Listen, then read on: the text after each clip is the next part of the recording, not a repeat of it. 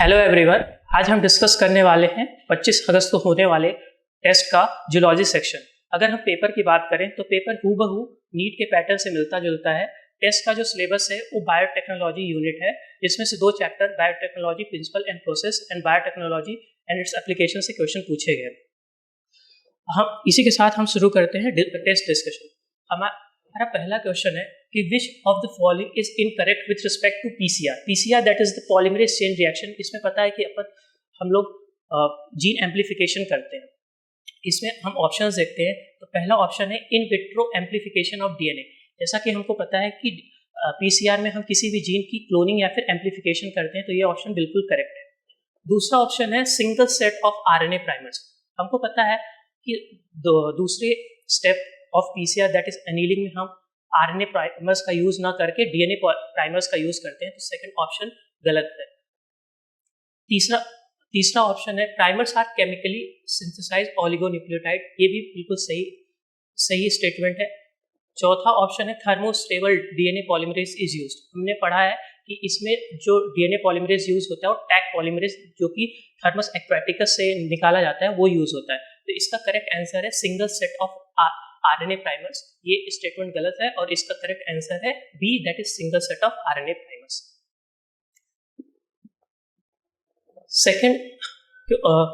अगला क्वेश्चन है हमारा select the correct sequence for the steps involved in PCR. PCR में हमने पढ़ा है कि टोटल तीन स्टेप्स यूज होते हैं, दैट इज डीनेचुरेशन जिसमें डीएनए फ्रैगमेंट्स अलग होते हैं एक दूसरे से, दूसरा है एनीलिंग जिसमें डीएनए प्राइमर्स आकर के अटैच होते हैं, और तीसरा होता है एम्प्लीफिकेशन या फिर एक्सटेंशन अपन बोल सकते हैं। तो इसका करेक्ट आंसर है डीनेचुरेशन, एनीलिंग और एक्सटेंशन। तो इसका करेक्ट आंसर है ऑप्शन ए।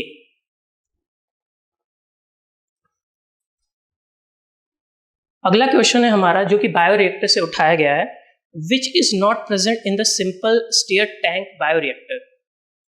इसमें ऑप्शंस हैं foam breaker, temperature control system, sampling port और डी ऑप्शन है स्पार्जर। तो हमने पढ़ा है कि सिंपल स्टीयर बायोरिएक्टर में ये सारे कंपोनेंट होते हैं एक्सेप्ट स्पार्जर, जो कि स्पार्जर बायोरिएक्टर में प्रेजेंट होता है। इसका करेक्ट ऑप्शन है option D that is sparger. हमारा अगला क्वेश्चन है सेलेक्ट द इनकरेक्ट स्टेटमेंट। पहला ऑप्शन है agarose gel electrophoresis is employed to check progression of restriction enzyme digestion.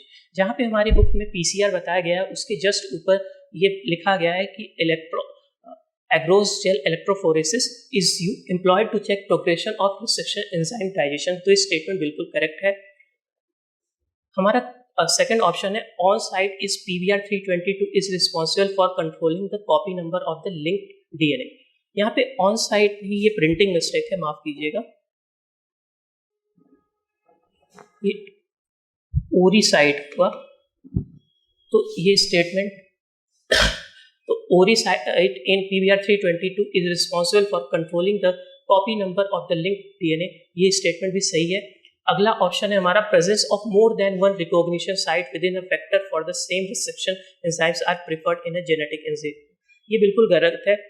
जहाँ पे हमारा PBr 322 के बारे में हमारी बुक में बताया गया है, वहाँ पे साफ लिखा गया है कि एक वेक्टर पे एक से ज़्यादा टाइप के एंजाइम्स के रिसेक्शन साइट्स हो सकती हैं, बट एक ही वेक्टर पे एक एंजाइम के एक से ज़्यादा साइट्स नहीं हो सकती। तो ऑप्शन सी हमारा गलत है। हमारा इसी के चौथा ऑप्शन देखते हैं sampling ports in a bioreactor are meant for the withdrawing small volumes of culture periodically. ये स्टेटमेंट बिल्कुल बायोरिएक्टर के लिए सही है। तो इसका करेक्ट आंसर है option C that is the presence of more than one recognition site within a vector for the same restriction enzymes are preferred in genetic engineering.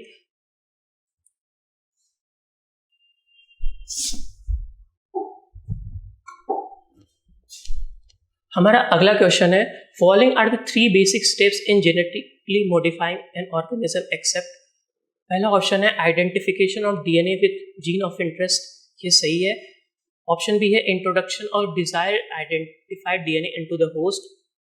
तीसरा ऑप्शन है isolation of a restriction enzymes from a bacteria. चौथा option है maintenance of recombinant DNA into host and its transfer to its progeny. तो जो genetic engineering modifying organism के जो 3 basic steps हैं उसमें हम सबसे पहले किसी भी जीन ऑफ इंटरेस्ट को आइडेंटिफाई करते हैं, फिर रिकॉम्बिनेंट डीएनए को उसमें ऑर्गेनिज्म में ट्रांसफ़र करते हैं, फिर उसके कंडीशन को हम मेंटेन करके रखते हैं ताकि वो अच्छे से ग्रो कर सके और हमको डिजायर्ड प्रोडक्ट मिल सके। तो इस हिसाब से हमारा जो करेक्ट आंसर है isolation of an restriction enzyme from a bacteria, ये इसका करेक्ट आंसर है। ये बेसिक प्रोसेस नहीं है किसी भी जेनेटिक इंजीनियरिंग का। तो इसका करेक्ट आंसर है ऑप्शन सी। अगला क्वेश्चन है the linking of antibiotic resistance gene with in the plasmid vector become possible with the enzyme. इसका करेक्ट आंसर है हमको पता है कि किसी भी रिकॉम्बिनेंट डीएनए बनाने के लिए जो डिफरेंट 2 टाइप ऑफ डीएनए को अपन जोड़ते हैं वो पॉसिबल है with the help of enzyme that is DNA ligase. बाकी सारे ऑप्शंस की अगर बात करें तो रिस्ट्रिक्शन एंडोन्यूक्लियस कट लगाने के लिए रिस्पॉन्सिबल है with in the palindromic sequence. DNA polymerase extension के लिए रिस्पॉन्सिबल है कॉपीज बनाने के लिए पीसीआर में। और रिवर्स ट्रांसक्रिप्टेज हमारा वायरसेस में पाया जाता है, ये अपन ह्यूमन हेल्थ एंड डिजीज में पढ़ेंगे एड्स वाले टॉपिक में। इसका करेक्ट आंसर है option B that is DNA ligase. इसके साथ हम अगले क्वेश्चन पे पढ़ते हैं, क्वेश्चन नंबर 157। इसमें बताना है कि read the following statement carefully and how many of the above statements are correct. इसमें अपन को बताना है कि इसमें से कितने सारे स्टेटमेंट करेक्ट हैं। पहला स्टेटमेंट है Stanley Cohen a Stanford scientist studies some useful restriction enzyme of the E coli bacterium. तो ये ऑप्शन हमारा गलत है क्योंकि ऐसी कोई स्टेटमेंट हमारे एनसीईआरटी में नहीं लिखी गई। और अगला ऑप्शन है Herbert Boyd at the university of California at the San Francisco develop a method for the removing plasmid and reinserting into the other cells. ये स्टेटमेंट भी गलत है क्योंकि हमारी एनसीईआरटी में लिखा गया है कि Stanley Cohen and Herbert Boyd ने दोनों मिलकर के first recombinant DNA technology recombinant DNA बनाया था 1972 में। तीसरा ऑप्शन है biotechnological products brought qualitative improvement in the health and food production. ये स्टेटमेंट बिल्कुल सही है। फर्स्ट ऑप्शन डी है स्टेटमेंट फोर्थ है first recombinant DNA was made by Stanley Cohen and Herbert Boyd in the year 1972। जैसे मैंने बताया कि स्टैनली कोहेन और हर्बर्ट बोयड ने 1972 में फर्स्ट रिकॉम्बिनेंट डीएनए बनाया था। तो इसमें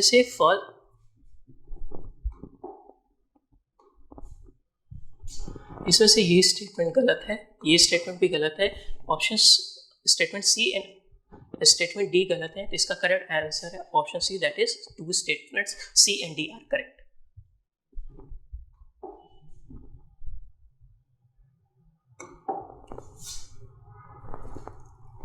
हमारा अगला क्वेश्चन है read the following statement and choose the option which correctly represent true and false statement. पहला हमारा स्टेटमेंट है traditional hybridization process option lead to the inclusion of the undesirable gene. Biotechnology के एप्लीकेशंस में लिखा गया है कि ट्रेडिशनल हाइब्रिडाइजेशन से डिजायरेबल जीन्स के साथ साथ हम इन अनडिजायरेबल जीन्स को भी जो प्रोजेनी है उसमें ट्रांसफर कर देते हैं। तो ये स्टेटमेंट सही है। ऑप्शन स्टेटमेंट बी है biotechnology allows inclusion of only desirable gene. Biotechnology से केवल हम उस जीन को डाल सकते हैं जो हमारे लिए डिजायरेबल है। तो स्टेटमेंट भी बिल्कुल सही है। अगला स्टेटमेंट है bioprocess engineering involves maintenance of microbial contamination free ambience. Bioprocess engineering से हम माइक्रोबियल कंटामिनेशन फ्री कंडीशन को अपन बना सकते हैं। ये स्टेटमेंट भी सही है। अगला स्टेटमेंट है an alien piece of DNA is linked with origin of replication site so that it can make multiple identical copies in the host। तो ये स्टेटमेंट भी सही है कि अगर हम एक फॉरेन डीएनए को ओरिजिन ऑफ रेप्लिकेशन पे इंसर्ट करते हैं तो वो उतनी कॉपीज बनाएगा जितनी उसकी ओरी साइट की कॉपीज बनाने की क्षमता होगी। तो ये चारों स्टेटमेंट सही है। तो इसका करेक्ट आंसर है option B that is true true true true.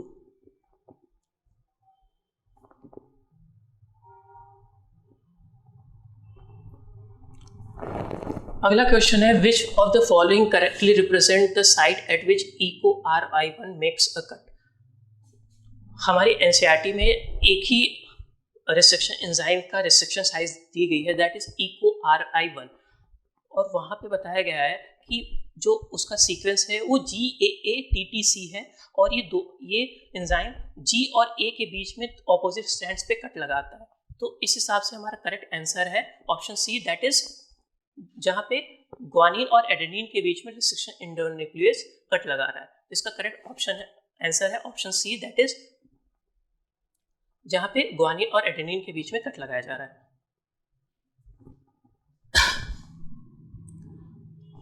हमारा अगला क्वेश्चन है एलेक्ट्रोज जेल इलेक्ट्रोफोरेसिस से, जहाँ पे एग्रोज जेल की जो प्लेट है वो दिखाया गया है और हमसे पूछा गया है कि typical एग्रोज gel electrophoresis is shown below, identifying the lane in which smallest fragment is present and choose the correct option. ये जो हमारा डायग्राम है उतना क्लियर नहीं है, तो यहाँ पे अगर आप एनसीईआरटी का देखेंगे तो यहाँ पे आएगा अनडाइजेस्टेड डीएनए, यहाँ पे आएगा लार्जेस्ट और यहाँ पे आएगा स्मॉलेस्ट। तो स्मॉलेस्ट जो फ्रैगमेंट है वो लेन 4 में प्रेजेंट है, जिसका करेक्ट आंसर हो जाएगा ऑप्शन डी, दैट इज लेन 4। यहाँ पे प्रेजेंट होगा लार्जेस्ट फ्रैगमेंट और यहाँ पे प्रेजेंट होगा स्मॉलेस्ट फ्रैगमेंट।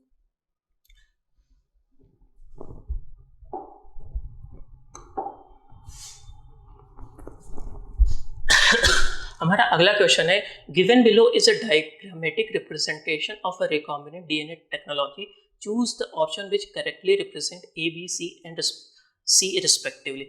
ये क्वेश्चन में हमारे एनसीईआरटी में हूबहू दिया गया है डायग्राम के थ्रू। हमको पता है कि हम फॉरेन डीएनए और वेक्टर डीएनए में जो कट लगाते हैं वो सेम रिस्ट्रिक्शन एंडोन्यूक्लियस से निकल लगाते हैं। तो ऑप्शन ए प्रेजेंट एक जो ए दिया है उसका आंसर सेम रिस्ट्रिक्शन एंडोन्यूक्लियस होगा। फिर जो फॉरेन डीएनए और प्लाज्मिक डीएनए को अपन जो लिंक करते हैं वो डीएनए लाइगेज के थ्रू करते हैं, और जब बैक्टीरिया फॉरेन डीएनए को ले लेता है तो इस प्रोसेस को अपन बोलते हैं ट्रांसफॉर्मेशन। तो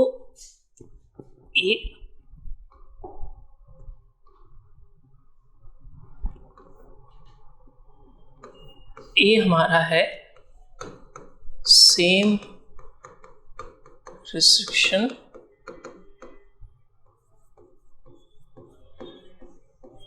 एंडोन्यूक्लियस, बी हमारा है लाइगेज और सी हमारा है ट्रांसफॉर्मेशन। कि जब कोई बैक्टीरिया फॉरेन डीएनए को अपने सेल के अंदर इंक्लूड ले लेता है तो उस प्रोसेस को अपन बोलते हैं ट्रांसफॉर्मेशन। जिसका करेक्ट आंसर है option D, that is the same restriction endonuclease, DNA ligase and transformation.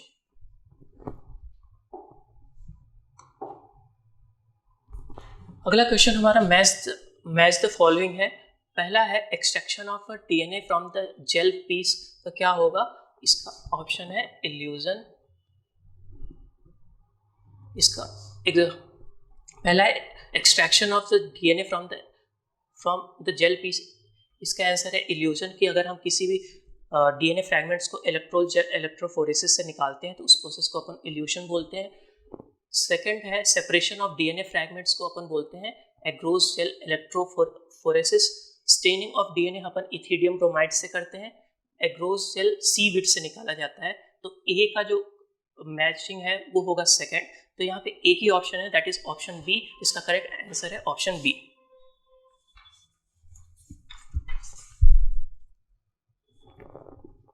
अगले क्वेश्चन पे पढ़ते हैं। Read the following statement and choose the correct option. पहला स्टेटमेंट है copy number of a bacteriophage is very high as compare to plasmid. ये है कि ये स्टेटमेंट बिल्कुल सही है कि बैक्टीरियोफेज का जो कॉपी नंबर मतलब वो कितनी ज़्यादा कॉपीज बना सकता है अपने डीएनए की, ये प्लाज्मिड डीएनए से ज़्यादा होता है। Statement B copy numbers depends on the origin. ये स्टेटमेंट भी सही है कि दो चीज़ों को डिफाइन करता है। पहला यहाँ से ओरिजिन ऑफ रेप्लिकेशन होता है कि रेप्लिकेशन यहीं से स्टार्ट होगा। दूसरा वो कॉपी नंबर भी उसी सीक्वेंस पे डिनोट करता है। तो दोनों स्टेटमेंट करेक्ट हैं। तो इसका करेक्ट आंसर है option C, both the statement A and B are correct. हमारा अगला क्वेश्चन है one antibiotic resistance genes helps in selecting whereas the other antibiotic resistance genes get inactivated due to the insertion of the alien DNA helps in the selection of the bee. Choose the option which correctly fills the blank. ये statement, ये question बहुत ही अच्छा question है, जहाँ पे PBR 322 के बारे में बताया गया है. वहाँ पे लिखा गया है कि एक एंटीबायोटिक रेजिस्टेंस जीन अपन को ट्रांसफॉर्मेंट जो फॉरेन DNA को अपने अंदर जो बैक्टीरिया ले लेता है उसको बोलते हैं ट्रांसफॉर्मेंट, और जो नहीं ले पाता उसको बोलते हैं नॉन ट्रांसफॉर्मेंट. तो एक एंटीबायोटिक रेजिस्टेंस जीन अपन को ट्रांसफॉर्मेंट को सेलेक्ट करने में मदद करता है नॉन ट्रांसफॉर्मेंट से, और दूसरा एंटीबायोटिक रेजिस्टेंस जीन अपन को रिकॉम्बिनेंट को नॉन रिकॉम्बिनेंट से सेलेक्ट करने में मदद करता है. रिकॉम्बिनेंट मतलब जो फॉरेन DNA हमारी बॉडी, जो फॉरेन DNA प्लाज्मिड के साथ लाइगेट हो गया उसको बोलते हैं रिकॉम्बिनेंट DNA, और नॉन रिकॉम्बिनेंट DNA मतलब वो सेल्फ लाइगेटेड ही प्लाज्मिड हो गया. तो इसका करेक्ट ऑप्शन है option A, that is the transformant and recombinants. कि एक एंटीबायोटिक रेजिस्टेंस जीन अपन को ट्रांसफॉर्मेंट को सेलेक्ट करने में मदद करता है नॉन ट्रांसफॉर्मेंट से, और एक एंटीबायोटिक रेजिस्टेंस जीन अपन को रिकॉम्बिनेंट को सेलेक्ट करने में मदद करता है नॉन रिकॉम्बिनेंट से. इसका करेक्ट आंसर है option A, transformant and recombinants. अगला क्वेश्चन है, a research student was using PBR 322 as a cloning vector. He ligated gene of interest and the SAL1 site. Based on this, choose the correct option.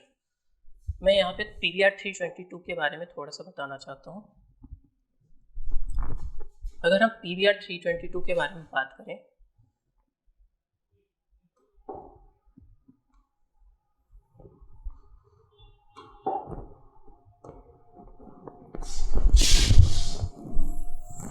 तो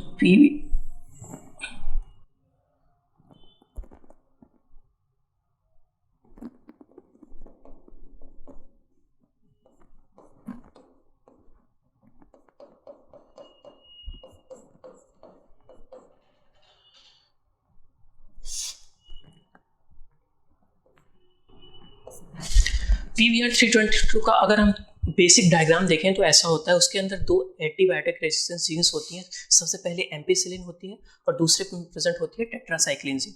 और SAL1 का जो restriction site होता है वो tetracycline gene के sequence के with in होता है. तो अगर हम कोई फॉरेन DNA यहाँ पे ऐड करते हैं तो ये जो टेट्रासाइक्लिन की जीन होती है ये क्या हो जाएगी,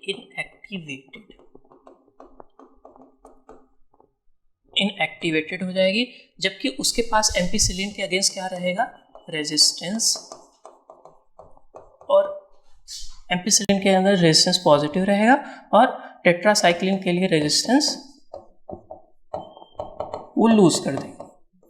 तो अब हम ऑप्शन में देखते हैं, non transformants will grow on the both ampicillin and tetracycline containing medium. Non transformant वो होते हैं जिनके अंदर ये जो फॉरेन DNA है ये आया ही नहीं, तो इनके अंदर बस ये जीनोमिक DNA है.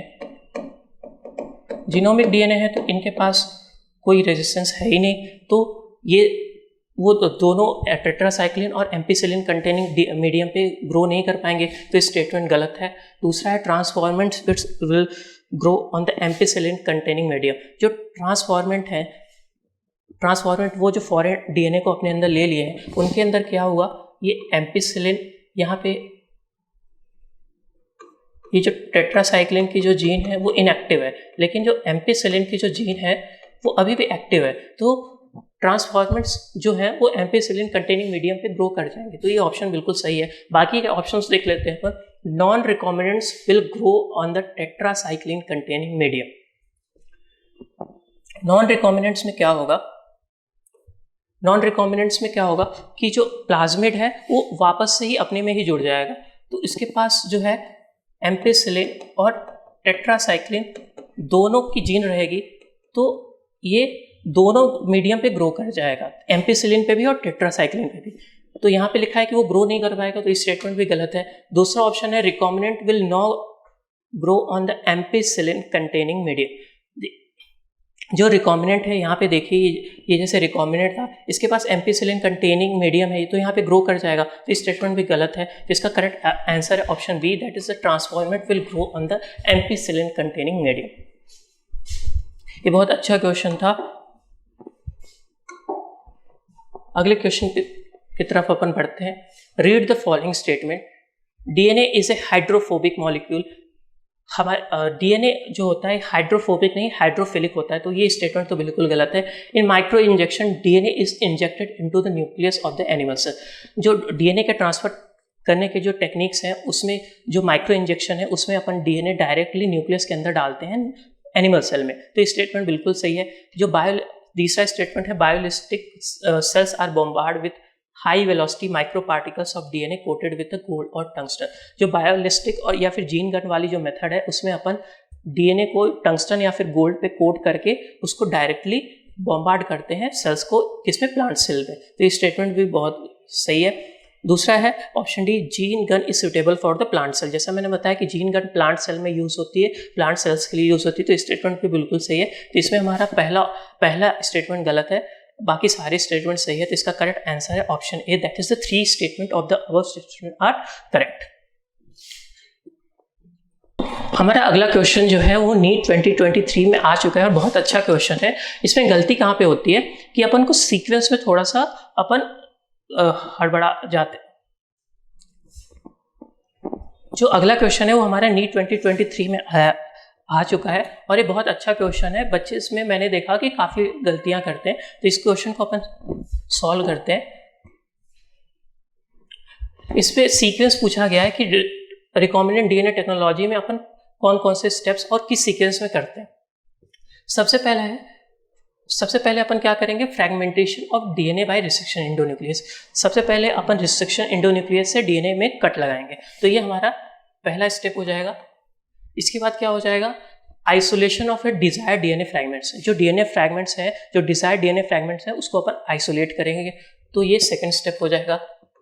फिर अपन क्या करेंगे, फॉरेन डीएनए को उसमें ऐड करके रिकॉम्बिनेंट डीएनए बनाएंगे, तो ये तीसरा स्टेप हो जाएगा. फिर इसके बाद क्या करेंगे, उस रिकॉम्बिनेंट डीएनए को होस्ट में डाल लेंगे ताकि उस डीएनए को एक्सप्रेस कर सके, तो ये क्या हो जाएगा, चौथा स्टेप. और आखिरी स्टेप अपन ना हो जाएगा कि उस रिकॉम्बिनेंट डीएनए का अपन लार्ज स्केल प्रोडक्शन करवाएंगे, क्योंकि अपन को जो डिजायर प्रोडक्ट है वो लार्ज क्वांटिटीज में चाहिए. तो ये पांचवा प्रोसेस हो जाएगा. तो इसका करेक्ट सीक्वेंस हो जाएगा BACED. इसका करेक्ट ऑप्शन है option B, that is BACED.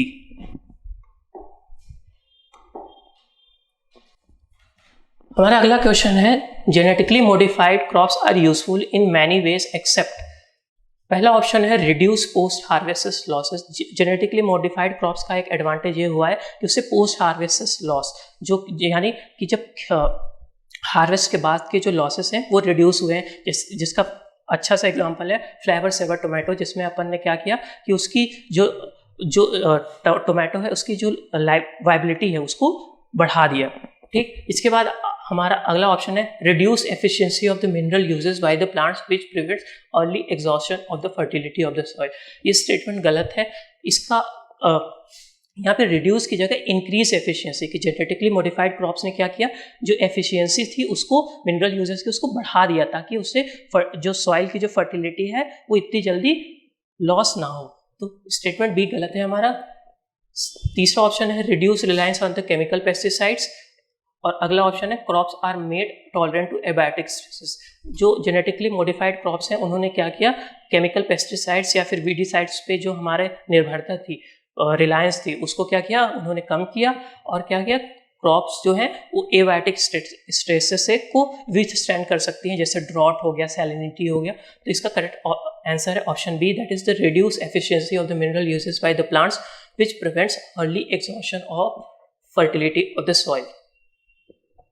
अगले क्वेश्चन पे अपन चलते हैं. Select the incorrect option with respect to the BT cotton. BT cotton में अपन ने क्या किया, बीटी टॉक्सिन जीन को अपन ने डाला ताकि उसको अपन डिफरेंट टाइप ऑफ इंसेक्ट या फिर पेस्ट से बचा सके. पहला ऑप्शन है alkaline pH of the cotton bollworm solubilise the crystal. जैसे ही हमारा बीटी टॉक्सिन का जो क्रिस्टल होता है वो कॉटन बॉलवर्म के गट में जाएगा, उसका अल्कलाइन पीएच क्या करेगा, उसको सोल्यूबलाइज कर देगा. तो ये स्टेटमेंट बहुत सही है. अगला ऑप्शन है activated toxin binds to the mouth part and creates pores in the cotton bollworm. तो एक्टिवेटेड टॉक्सिन जो है वो मिड गट में बाइंड करता है, ना कि माउथ पार्ट्स में, और पोर क्रिएट करके कॉटन बॉलवर्म को किल करता है। तो स्टेटमेंट गलत है। ऑप्शन सी है protein encoded by the Cry1AC and Cry2AB controls cotton bollworm. हमको पता है कि Cry1AC और Cry2AB कॉटन बॉलवर्म्स के लिए प्रोटीन इनकोडेड करता है। ये स्टेटमेंट भी सही है। BT toxin genes are insect group specific. जो बीटी टॉक्सिन के जीन्स होते हैं वो डिफरेंट इंसेक्ट ग्रुप के लिए स्पेसिफिक होते हैं, जैसे Cry1AC और Cry2AB कॉटन बॉलवर्म के लिए ही स्पेसिफिक है। तो ये ऑप्शन, इसका करेक्ट आंसर है ऑप्शन बी। अगले क्वेश्चन की तरफ बढ़ते हैं। Read the following statement and choose the correct option. Statement A, RNA interference takes place in all prokaryotic organism as a method of cellular defence. हमने पढ़ा है कि आरएनए इंटरफेरेंस एक सारे के सारे यूकैरियोटिक ऑर्गेनिज्म में होता है, ना कि प्रोकैरियोटिक ऑर्गेनिज्म में as a method of cellular defence. तो ये स्टेटमेंट गलत है, क्योंकि यहाँ पे ऑल प्रोकैरियोटिक की जगह ऑल यूकैरियोटिक होना चाहिए। स्टेटमेंट बी है RNA interference prevents the transcription of the mRNA. ये स्टेटमेंट पे गलत है, क्योंकि हमने पढ़ा है कि आरएनए इंटरफेरेंस में क्या होता है कि डबल स्ट्रैंडेड आरएनए होता है, जिससे अपन प्रोटीन नहीं बना पाते। तो यहाँ पे ट्रांसक्रिप्शन की जगह और प्रोटीन की आरएनए से जो प्रोटीन बनाने की जो प्रोसेस होती है उसको ट्रांसलेशन बोलते हैं, ना कि ट्रांसक्रिप्शन। तो RNA interference prevent translation of the mRNA, ना कि ट्रांसक्रिप्शन। तो इसका ये दोनों स्टेटमेंट गलत हैं। तो इसका करेक्ट ऑप्शन है option D, that is both statement A and statement B are incorrect. हमारा अगला क्वेश्चन है मैच द कॉलम। पहला है अल्फा-1 एंटीट्रिप्सिन अपन एम्फाइसीमा के पेशेंट को ट्रीट करने के लिए देते हैं, तो ए का सेकंड है अल्फा लैक्ट एल्बुमिन जो रोजी काऊ है उसमें हाई क्वांटिटी में पाया जाता था, तो बी का ऑप्शन 4 होना चाहिए। Safety of the polio vaccine अपन ने माइस में अपन ने टेस्ट किया था, ट्रांसजेनिक माइस में अपन ने किया था। फिर ट्रांसजेनिक मॉडल है वो हमारी एनसीईआरटी में बताया गया है कि 4 डिजीजेस के लिए बताया गया, cancer, cystic fibrosis, rheumatoid arthritis, ये सारे डिजीजेस के लिए बताया गया है। तो इसका करेक्ट आंसर है option that is alpha one antitrypsin का एम्फाइसेमा, दैट इज ए का सेकंड। यहाँ पे एक ही ए का सेकंड केवल एक ही है, तो इसका करेक्ट आंसर है option A, that is alpha one antitrypsin का एम्फाइसेमा, अल्फा लैक्ट एल्बुमिन का rosie cow, safety of the polio vaccine अपन ने ट्रांसजेनिक माइस में टेस्ट किया था, और ट्रांसजेनिक मॉडल अपन ने सिस्टिक फाइब्रोसिस के लिए बना था। इसके बाद आता है 172 मैच कॉलम विथ, ये भी मैच द कॉलम है, that is GEAC, that is genetic engineering approval committee, जो हमारे इंडिया में है। ये क्या बता, इसके फंक्शन ये क्या करती है, ये validity of the GM research को ये वैलिडेट करती है। तो ए का सेकंड हो जाएगा बायोपैरेसी। जो डेवलप कंट्रीज़ हैं वो अंडर डेवलपिंग कंट्रीज़ के जो बायो रिसोर्सेस हैं उनको बिना परमिशन या फिर कंपेंसेटरी पेमेंट के थ्रू जो यूटिलाइज करते हैं उसको अपन बोलते हैं बायोपैरेसी। तो बायोपैरेसी का हो जाएगा unlawful use of the bio resources. ELISA जो है, यह अपन ने पढ़ा है कि एलाइसा अपन एड्स के पेशेंट अर्ली डायग्नोसिस या फिर एड्स के पेशेंट को डिटेक्ट करने में मदद करती है। ये कौन से प्रिंसिपल के ऊपर बेस्ड है, that is the antigen antibody interaction. फिर इसके बाद है recombinant DNA technology. Recombinant DNA technology के जो मेथड्स हैं early diagnosis of the disease में मदद करते हैं। तो GEAC का है, इसका GEAC का होगा validity of the GM research, A का second biopiracy, unlawful use of the bio resource, B का 4, सी का एलाइजा का एंटीजन एंटीबॉडी इंटरेक्शन, सी का 3rd, और डीएनए रिकॉम्बिनेंट डीएनए टेक्नोलॉजी ये है early diagnosis of the disease. तो एक ही ऑप्शन मैच कर रहा है, दैट इज ऑप्शन बी। तो ऑप्शन बी इसका करेक्ट आंसर है। इसी के साथ अपन बढ़ते हैं अगले क्वेश्चन की तरफ। How many recombinant therapeutics have been approved for the human use the world over. तो जहाँ पे डायबिटीज़ के बारे में हमारे एनसीईआरटी में बताया गया है, वहाँ पे लिखा गया है कि टोटल 30 थेरापेटिक्स को अभी तक अप्रूव किया गया है ह्यूमन यूज़ के लिए। तो इसका करेक्ट आंसर है ऑप्शन ए, दैट इज 30। और यहाँ पे एक अच्छा क्वेश्चन ही बन सकता है कि टोटल 30 थेरापेटिक्स को all over the world approve किया गया है ह्यूमन यूजेस के लिए, बट हमारे इंडिया में कितने हुए हैं, टोटल तो इसका जो आंसर है वो 12 है। तो ये बहुत अच्छा क्वेश्चन आने वाले टेस्ट में अपन देख सकते हैं। फिर है isolation of the DNA genetic material involves spooling. Spooling is done after the addition of, ये मैं अपने क्लासेस में स्पूलिंग मैं याद कराता हूँ। इसका करेक्ट आंसर है चिल्ड इथेनॉल, दैट इज, मैं अपने क्लासेस में इसको कराता हूँ ठंडी दारू, दैट इज चिल्ड इथेनॉल। तो इसका करेक्ट आंसर है ऑप्शन बी। हमारा अगला क्वेश्चन है PCR, that is PCR is a diagnostic procedure based on the principle of, हमको पता है कि PCR that is the polymerase chain reaction, ये किस प्रिंसिपल पे बेस है, that is the gene amplification. तो इसका करेक्ट ऑप्शन है option A, that is the gene amplification. Radio active tagging upon opto radiography में यूज करते हैं, एंटीजन एंटीबॉडी इंट्रैक्शन अपन एलाइजा में यूज करते हैं, और डिटेक्टिंग म्यूटेटेड जीन अपन अगर अदर डिजीजेस को पता लगाने के लिए अपन यूज करते हैं। फिर इसके बाद आता है choose the odd with respect to BT toxin. BT toxin के रिस्पेक्ट में कौन सा स्टेटमेंट गलत है।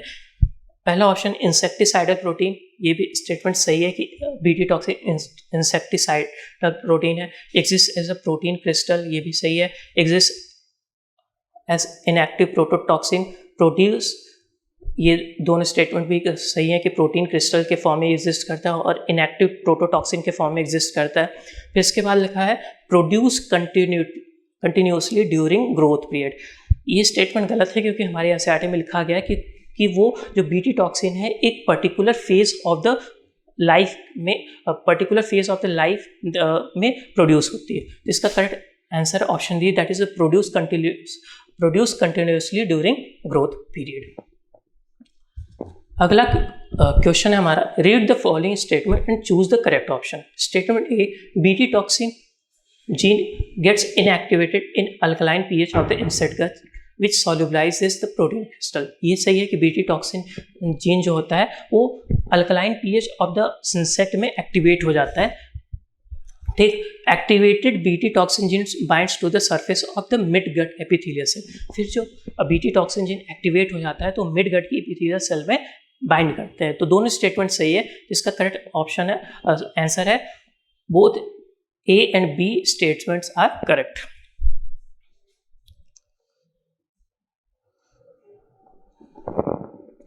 फिर हमारा the protein encoded by which gene controls the corn borer, ये मैं बताना चाहूँगा। ये क्वेश्चन कई बार टेस्ट में पूछा जाएगा और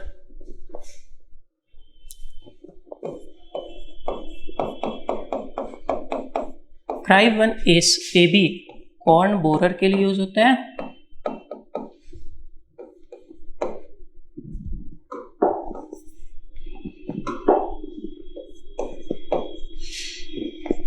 और CRY2AB और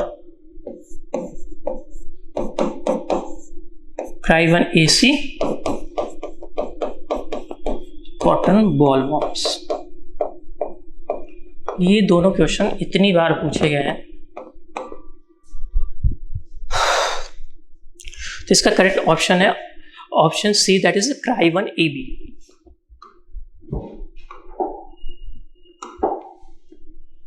फिर अगला क्वेश्चन है which of the following is incorrect with respect to the RNA interference present in all eukaryotic organism. जैसा हमने पिछले क्वेश्चन में देखा कि सारे यूकैरियोटिक ऑर्गेनिज्म में as a method of the cellular defence रहता है। तो स्टेटमेंट सही है। Method of the cellular defence, ये सेलुलर डिफेंस का एक मेथड है।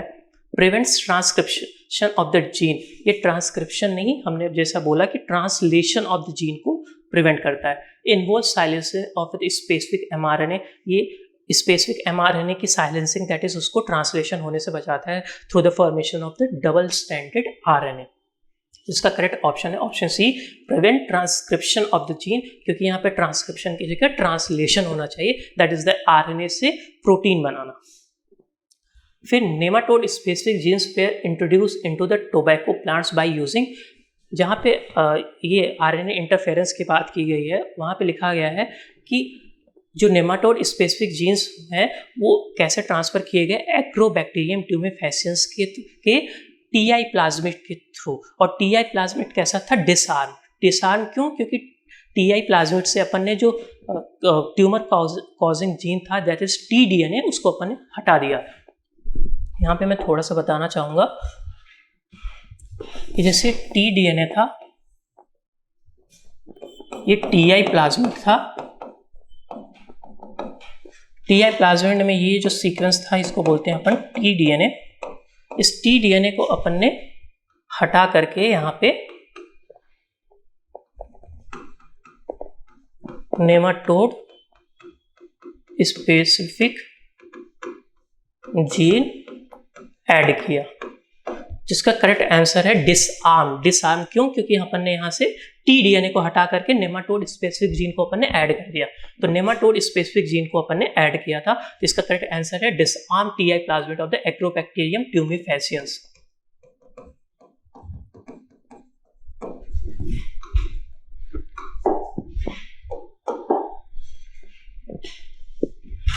अगला क्वेश्चन है which vector was used in the first successful clinical gene therapy in humans.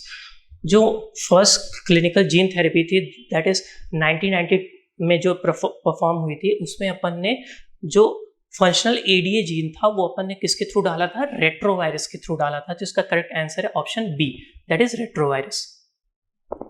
Early detection of the disease is not possible by performing.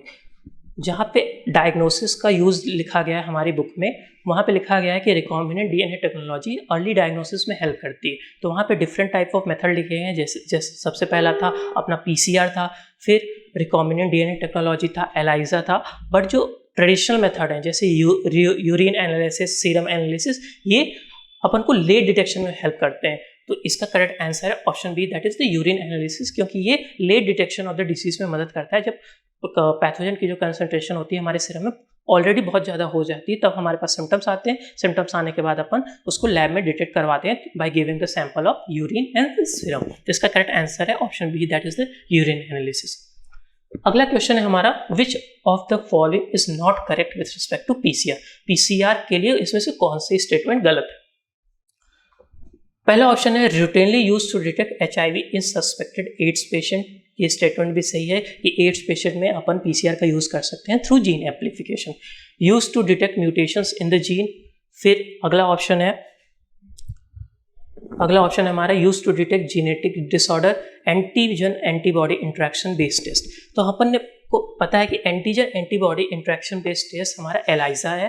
तो ELISA है, तो इसका करेक्ट आंसर है option D that is antigen antibody interaction based test. Antigen antibody interaction based test जो है हमारा वो ELISA होता है, ना कि PCR। और ये म्यूटेशंस को भी डिटेक्ट करने में मदद कर सकता है और जेनेटिक डिसऑर्डर्स को भी डिटेक्ट करने में हमारी हेल्प कर सकता है। तो इसका करेक्ट आंसर है option D that is the antigen antibody interaction.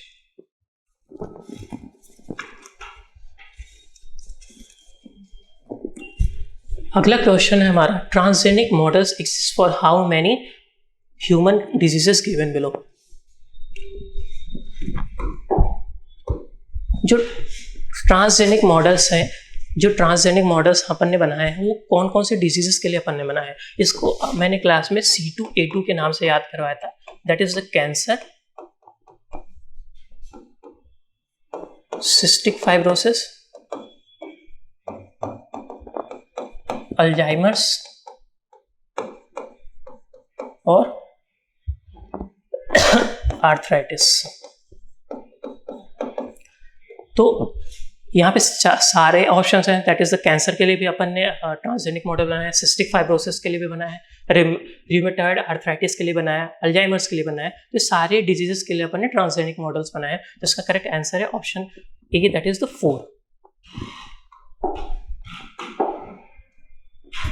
अगला क्वेश्चन है हमारा सेलेक्ट द इनकरेक्ट मैच। इसमें से कौन सा इनकरेक्ट मैच है? अल्फा 1 एंटीट्रिप्सिन एम्फाइसीमा के लिए ट्रीटमेंट के लिए अपन ने बनाया है, बिल्कुल सही है।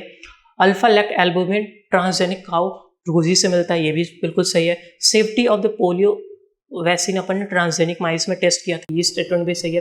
Chemical safety testing transgenic animals are made less sensitive to the toxic substances. जब हम अपन केमिकल सेफ्टी टेस्टिंग करते हैं तो अपन ऐसा जीन इंट्रोड्यूस करते हैं कि जो ट्रांसजेनिक एनिमल्स हैं उनको अपन more susceptible to the particular disease या फिर टॉक्सिक सब्सटेंसेस अपन मोर ससेप्टेबल बना सकें, ना कि लेस ससेप्टेबल। तो यहाँ पे क्या होगा, यहाँ पे जो स्टेटमेंट 4 है वो इनकरेक्ट है, तो इसका correct answer option D, that is the chemical safety testing transgenic animals are made less sensitive, यहाँ पे करेक्ट होगा more sensitive to the toxic substances. अगला क्वेश्चन है हमारा, सेलेक्ट द मिसमैच। जो रोजी काउ है वो 1997 में बनाई गई थी, ये बिल्कुल सही है। Patent on the basmati rice by N American company, ये भी 1997 का केस है कि अमेरिकन कंपनी ने बासमती राइस को एक वहाँ की नेटिव क्रॉप से हाइब्रिडाइज करा करके उन्होंने उसके लिए पेटेंट ले लिया था वहाँ से। Human insulin production was by Eli Lilly an American company, ये 1987 में बनाया गया था। ये स्टेटमेंट गलत है क्योंकि ये जो है 1987 की जगह 1983 होगा, जब इंडिया ने वर्ल्ड कप जीता था। मैंने क्लास में इस तरीके से याद करवाया। और चौथा ऑप्शन अपन देखिए, फर्स्ट क्लिनिकल जीन थेरेपी अपन ने 1992 में दी थी एडीए डिफिशियंसी के लिए। तो यहाँ पे करेक्ट ऑप्शन है, आंसर है हमारा option C, that is human insulin production by Eli Lilly an American company 1983 में, ना कि 1987। Use of bio resources by the multinational companies and other organizations without proper authorization from the countries and people concerned without compensatory payment is known as, जैसा कि मैंने बताया कि जो rich countries हैं, जो डेवलप कंट्रीज हैं, वो अंडर डेवलप कंट्रीज के बायो रिसोर्सेज को यूज़ करती हैं विदाउट परमिशन और कंपेंसेटरी पेमेंट। इस प्रोसेस को अपन बोलते हैं बायोपायरेसी। तो इसका करेक्ट आंसर है बायोपायरेसी। अगला क्वेश्चन है, इन 1997 N American company got patent right on basmati rice through. तो अमेरिकन कंपनी 1997 में बासमती राइस को एक नेटिव क्रॉप से हाइब्रिडाइज करा करके उन्होंने पेटेंट ले लिया था। कहाँ से? US patent and trademark office, जो यूएस में पेटेंट को ऑथराइज करता है। जिसका करेक्ट आंसर है option B, that is the US patent and trademark office. अगला क्वेश्चन है हमारा, the branch of science that employs the use of living organisms in the removal of contaminants and the pollutants and toxin from the soil, water, etc. is called the। ये जो हमारा question है ये हल्का सा NCERT के बाहर है, क्योंकि हमारी एनसीईआरटी में बस बायो रेमेडिएशन वर्ड यूज़ किया है, जहाँ पे अपन जब second chapter that is biotechnology applications में जो पहला पैराग्राफ है वहीं पे एक वर्ड यूज़ किया गया है बायो रेमेडिएशन। बायो रेमेडिएशन का मतलब ये होता है कि लिविंग ऑर्गेनिज्म को अपन यूज़ करते हैं through living for the removal of the contaminants, pollutants and toxins from the soil, water, इन सब से अपन जो टॉक्सिन्स को रिमूव करते हैं, इस प्रोसेस को अपन बोलते हैं बायो रेमेडिएशन। पहले अपन यहाँ पे स्यूडोमोनास पुटिडा को अपन पढ़ाते थे, जो ऑयल स्पिल्स को रिमूव करने में मदद करता था। बट हमारे लिए बस यहाँ पे यही जानना जरूरी है कि इसका करेक्ट आंसर है बायो रेमेडिएशन, कि जब हम लिविंग ऑर्गेनिज्म को यूज़ करते हैं कंटामिनेट्स या फिर पॉल्यूटेंट्स को रिमूव करने के लिए सॉइल, एयर, वाटर से, जिसको बोलते हैं अपन बायो रेमेडिएशन। अगला क्वेश्चन है, humulin that is human insulin is better over insulin isolated from the pigs pancreas at it does not contain A and B polypeptide chain. तो ये स्टेटमेंट तो गलत है, क्योंकि जो पिग का जो इंसुलिन था और जो बायोटेक्नोलॉजी से जो इंसुलिन बनाया गया, उन दोनों में ए और बी पॉलीपेप्टाइड तो दोनों थी। There is no necessity for proper folding of the mature molecule. ये स्टेटमेंट भी गलत है, क्योंकि नेसेसिटी तो है। अगला ऑप्शन है, it does not include unwanted immunological responses. ये स्टेटमेंट बिल्कुल सही है। अगला ऑप्शन अपन देख लेते हैं, it does not require expensive host and vectors for RDT. यहाँ ये स्टेटमेंट भी बिल्कुल सही है। तो इसका करेक्ट आंसर है option C, it does not induce unwanted immunological response. हमारी एनसीईआरटी में लिखा गया है कि जब तक इली लिली कंपनी ने 1983 में ह्यूमन इंसुलिन को नहीं बनाया गया था, उसके पहले अपन स्लॉटर हाउस से पिग या फिर काऊ की पैनक्रियाज से जो इंसुलिन मिलता था उसको अपन लेते थे। अब वो फॉरेन सब्सटेंसेस, तो हमारी बॉडी में क्या होता था कि इम्यूनोलॉजिकल रिस्पॉन्सेस आते थे, दैट इज़ एलर्जी से रिलेटेड रिस्पॉन्सेस हमारी बॉडी में आते थे। साथ ही साथ हमारा एनसीईआरटी कहती है कि उसकी मास प्रोडक्शन हमारे लिए उतनी ज़्यादा मास प्रोडक्शन पॉसिबल नहीं थी। अगला क्वेश्चन है हमारा, the main challenge for the production of insulin using recombinant DNA techniques was getting disulphide bonds broken between the two polypeptide chain, ये स्टेटमेंट गलत है क्योंकि हमारा जो मेन चैलेंज था वो डाइसल्फाइड बॉन्ड को ए और बी पॉलीपेप्टाइड चेन के बीच में बनाना था. Removing of the A chain from the premature form, ये स्टेटमेंट भी गलत है. Removing the C chain from the premature form, ये भी स्टेटमेंट गलत है. हमारे एनसीईआरटी ने साफ साफ लिखा है कि जो मेन चैलेंज था वो getting it assemble into the mature form. तो इसका करेक्ट आंसर है option D, that is getting it assemble into the mature form. इसके बाद है first transgenic cow produce milk enriched with the, तो जो फर्स्ट ट्रांसजेनिक काउ थी that is रोजी, वो क्या करती थी, उसके जो मिल्क के अंदर जो अल्फा लैक्ट एल्बुमिन था वो 2.4 ग्राम पर लीटर था, जो कि ह्यूमन इन्फेंट के लिए बहुत ज़्यादा बेनिफिशियल था. तो इसका करेक्ट आंसर है 2.4 gram human alpha lactalbumin per litre, option B. अगला क्वेश्चन है the definition given by EFA, that is the European federation of biotechnology for biotechnology is inverse techniques of using live organisms only. ये अगला option देखते हैं अपन, techniques of using enzymes only. ये statement भी गलत है क्योंकि ओनली यहाँ पे यूज कर दिया गया है. To produce products and processes useful to human, the integration of the natural science and organism cells parts thereof and the molecular analogues for products and services. तो हमारे यूरोपियन फेडरेशन ऑफ बायोटेक्नोलॉजी ने जो definition दी थी biotechnology की वो थी the integration of the natural science and organism cells parts thereof and the molecular analogs for the products and services. तो इसका करेक्ट आंसर है ऑप्शन सी. अगला क्वेश्चन हमारा genetic engineering is better over traditional hybridisation. जो genetic engineering है वो traditional hybridisation method से कैसे बेटर है. तो जेनेटिक इंजीनियरिंग जो होती है उससे अपन क्या कर सकते हैं, केवल डिजायरेबल जीन्स को अपन किसी भी होस्ट में डाल सकते हैं. और जो ट्रेडिशनल हाइब्रिडाइजेशन टेक्निक है उसमें क्या होता था कि डिज़ायरेबल जीन के साथ साथ हमारा जो अनडिज़ायरेबल जीन थी वो भी जो प्रोजेनी थी उसमें ट्रांसफ़र हो जाती थी. तो इसका करेक्ट आंसर है इंट्रोड्यूसिंग डिज़ायरेबल जीन्स ओनली.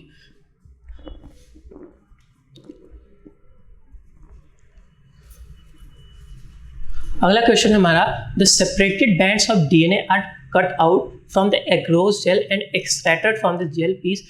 जो एग्रोस जेल इलेक्ट्रोफोरेसिस से जो बैंड्स आते हैं हमारे, जो डिज़ायरेबल जीन है उसको अपन एग्रोस जेल से अपन काट करके निकालते हैं. इस प्रोसेस को अपन बोलते हैं इल्यूशन. क्या बोलते हैं, इल्यूशन. तो इसका करेक्ट आंसर है दैट इज इल्यूशन. प्रेसिपिटेशन अपन जो न्यूक्लियस से DNA निकालने के प्रोसेस को बोलते हैं दैट इज प्रेसिपिटेशन. स्पूलिंग अपन एक इंस्ट्रूमेंट होता है जो प्रेसिपिटेटेड DNA होता है उसको टेस्ट ट्यूब से निकालते हैं, उस प्रोसेस को स्पूलिंग बोलते हैं. फ्रैगमेंटेशन अपन रिस्ट्रिक्शन इंडोन्यूक्लियस से करते हैं. इसका करेक्ट आंसर है ऑप्शन बी. फिर सॉरी अगला क्वेश्चन है first recombinant DNA was made by the linking. जो फर्स्ट रिकॉम्बिनेंट DNA 1972 में Herbert Boyd and Stanley Cohen ने बनाया था. उन्होंने क्या किया था, एंटीबायोटिक रेजिस्टेंस जीन को अपन ने प्लाज्मिड जो सैल्मोनेला टाइफेरियम थी उसकी जो प्लाज्मिड थी उसमें लिंक किया था.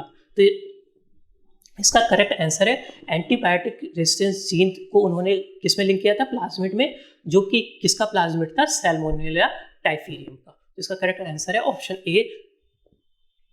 अगला क्वेश्चन है हमारा द सेपरेट, जो इलेक्ट्रोस जेल इलेक्ट्रोफोरेसिस से पूछा गया है. The separated DNA fragments can be visualised as an orange colour band only after staining the DNA with the dash and followed by the exposure to dash. Choose the correct option, correctly fill the blanks A and B. हमने पढ़ा है कि इलेक्ट्रोस gel electrophoresis के करने के बाद जो DNA fragment separated होते हैं उसको अपन किससे स्टेन करते हैं, इथिडियम ब्रोमाइड से. किससे, इथिडियम ब्रोमाइड से. और इसके बाद अपन उसको कौन सी लाइट में ऑब्जर्व करते हैं, UV रेडिएशन में, जिसमें अपन को ऑरेंज ब्राइट कलर के अपन देख सकते हैं उसको ऑरेंज ब्राइट कलर के. तो इसका करेक्ट आंसर है option A, that is ethidium bromide and UV radiation.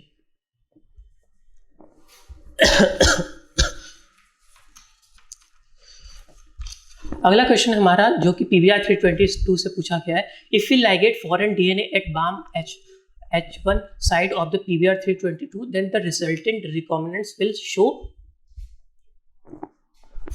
ये क्वेश्चन भी हमारा जैसा कि हमने बोला था कि यहाँ पे कौन सा है,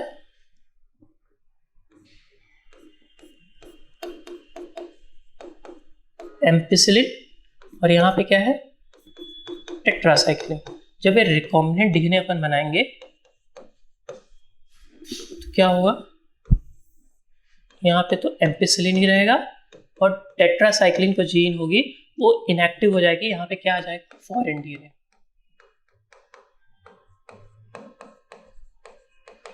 तो जो रिकॉम्बिनेंट्स होंगे वो एम्पिसिलिन के लिए तो रेजिस्टेंस प्रोवाइड करेंगे, हाँ, क्योंकि एम्पिसिलिन की जो जीन है वो एक्टिव है, तो ये स्टेटमेंट सही है।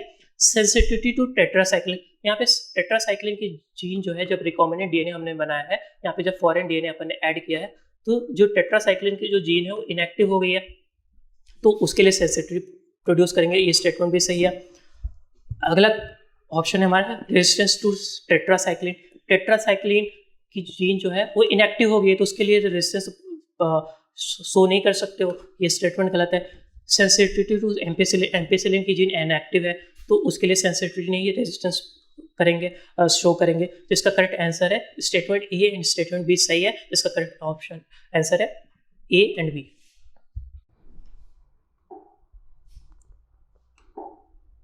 हमने पढ़ा था कि जो एंटीबायोटिक होते हैं वो ट्रांसफॉर्मेंट और नॉन ट्रांसफॉर्मेंट, साथ ही साथ रिकॉम्बिनेंट और नॉन रिकॉम्बिनेंट को सेलेक्ट करने में मदद करते हैं।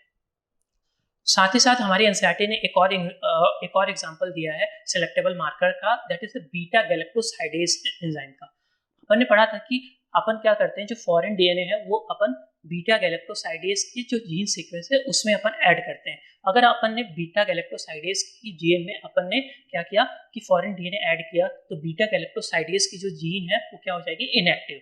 और जब बीटा गैलेक्टोसाइडेज जो होता है वो क्रोमोसोमिक सबस्ट्रेट को किस में कन्वर्ट करता है, ब्लू कलर कॉलोनीज में। तो अगर बीटा गैलेक्टोसाइडेज जीन जो इनएक्टिव हो गया, क्यों, क्योंकि अपन ने फॉरेन डीएनए वहां उस सीक्वेंस में ऐड किया, तो कॉलोनीज कैसे आएंगी, क्रोमोजेनिक सबस्ट्रेट के प्रेजेंस में व्हाइट कलर की कॉलोनीज आएंगी। तो इसका करेक्ट आंसर है option B, that is the white colour colonies. एक बार मैं इसको अच्छे से बता देना चाहता हूं कि ये हमारा वेक्टर डीएनए हो गया, ये किसका हो गया, बीटा गैलेक्टोसाइडेज जीन। ये क्या करता है, जब एक्सप्रेस हुआ